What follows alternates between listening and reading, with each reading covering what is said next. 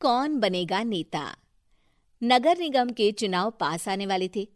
पूरे कानपुर शहर में टिकट को लेकर मारामारी शुरू थी, लेकिन सबसे ज्यादा चर्चा में वार्ड नंबर 40 की सीट थी। वो इसलिए क्योंकि इस बार वहां की सीट महिला के लिए आरक्षित थी। अब सवाल ये था कि चुनाव लड़ेगा कौन। इससे पहले ठाकुर साहब वहां से पार्षद थे और इस बार उन्होंने अपनी पत्नी सीमा ठाकुर को टिकट दिलवाई और ठाकुर साहब की शान के कारण सीमा जी ने 20,000 वोटों से चुनाव जीत लिया। अरे बधाई हो सीमा भाभी, अब तो आप वार्ड की पार्षद बन गई हैं। अब तो हमारे काम आप ही करवाएंगी। अरे ये तो सिर्फ नाम की पार्षद बनी है, वो तो महिला सीट आ गई, वरना पार्षद तो मुझे ही बनना था। अब भले ही चेहरा इसका होगा, लेकिन पावर तो मेरी ही होगी। अरे वाह भाई साहब, क्या दिमाग लगाया है आपने भी। आइए आप लोग, खाना लगा दिया है सबके लिए। सीमा जी पार्षद बन चुकी थीं, फिर भी उनकी एक ना चलती। सारे काम ठाकुर साहब खुद ही संभाल लेते और जहां जरूरत पड़ती वहां सीमा जी का अंगूठा लगवा लेते। सीमा जी ज्यादा पढ़ी लिखी भी नहीं थी। एक दिन ठाकुर साहब और सीमा एक प्रोग्राम में जाते हैं। अरे ठाकुर साहब, आप आ गए। ओहो, पार्षद मैडम भी आ गई हैं। स्वागत है आप दोनों का। लगता है हमारे पार्षद फंड का सही इस्तेमाल हो रहा है। चलिए अब उद्घाटन करते हैं। ये लीजिए ठाकुर साहब कैची, आप ही सबसे पहले प्रवेश कीजिए। सब लोग आगे निकल जाते हैं और सीमा जी पार्षद होने के बावजूद भी पीछे खड़ी रह जाती हैं। वो देखती हैं कि वेलकम बोर्ड पर उनका नाम है, लेकिन महिला होने के कारण कोई उनका सम्मान नहीं कर रहा। अगले दिन एक आदमी उनके घर आता है। अरे ठाकुर साहब नमस्कार।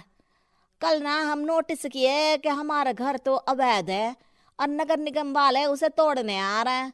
अरे कुछ कीजिए ना ठाकुर साहब। देखो भाई, मैं तो ज्यादा कुछ कर नहीं सकता, पर अगर तुम सबकी जेब गर्म कर दो तो कुछ हो सकता है। कुल मिलाकर 4 लाख लगेंगे। अरे 4 लाख ठाकुर साहब? अरे भाई, मैं अपने लिए नहीं मांग रहा हूँ। दरोगा है, इंजीनियर बाबू है, बड़े साहब है, सबको देना पड़ता है ना थोड़ा थोड़ा। बोलो है मंजूर? तभी वहां अचानक सीमा जी आ जाती हैं। अरे ये आप क्या कर रहे हैं? पहले इन्हीं लोगों से तो आपने वोट मांगे, अब इनसे ही पैसे ले रहे हो। अरे चुप रहो तुम, तुम्हारा काम है सिर्फ अंगूठा लगाना, तुम वही किया करो। मुझे दूसरे काम तुम मत सिखाओ, समझी? और तुम ना जाओ, अब पैसे लेकर आओ, वरना जेसीबी किसी भी वक्त आती होगी। सब कुछ ऐसे ही चलते रहता है। एक दिन सीमा जी और ठाकुर साहब को एक लोकल मीटिंग में बुलाया जाता है। वहां पर कई और अधिकारी लोग भी मौजूद रहते हैं। अब मैं चाहूंगा कि ठाकुर साहब हमारे बीच 2 शब्द कहें। मेरे प्यारे भाइयों और बहनों, आज मेरा सौभाग्य है कि मैं आप सबकी सेवा दिन रात कर पा रहा हूं। आपने मेरी पत्नी को भारी मतों से जिताया है, इसलिए मैं आप सभी का शुक्रगुजार हूं। मैं आप सबसे वादा करता हूं कि हमेशा की तरह हमारे वार्ड में किसी को कोई तकलीफ नहीं आने दूंगा। सभी लोग तालियां बजाने लगते हैं। अब मैं माननीय पार्षद मैडम को स्टेज पे बुलाना चाहूंगा। अपने नाम को बुलाया सुनकर सीमा जी एकदम चौंक जाती है। उन्हें बिल्कुल उम्मीद नहीं थी कि इतनी बड़ी जगह उन्हें मंच पर बुलाया जाएगा। जैसे तैसे वो मंच पर चढ़ती हैं। ऊपर जाते ही सीमा जी को सारी पुरानी बातें याद आ जाती हैं कि किस तरह उनके पति उन्हें कभी भी आगे बढ़ने नहीं देते और उनके नाम से गलत काम करते हैं। वो बोलने लगती हैं। मैं आपके वार्ड की पार्षद सीमा हूं। आप में से बहुत कम लोग ही मुझे जानते होंगे, क्योंकि इससे पहले मुझे कभी ऐसा मौका ही नहीं मिला। सारे मौके मेरे पार्षद पति यानी आपके ठाकुर साहब ही लेते रहे, लेकिन आज ये मौका मुझे मिला है तो मैं इसे ऐसे ही नहीं जाने दूंगी।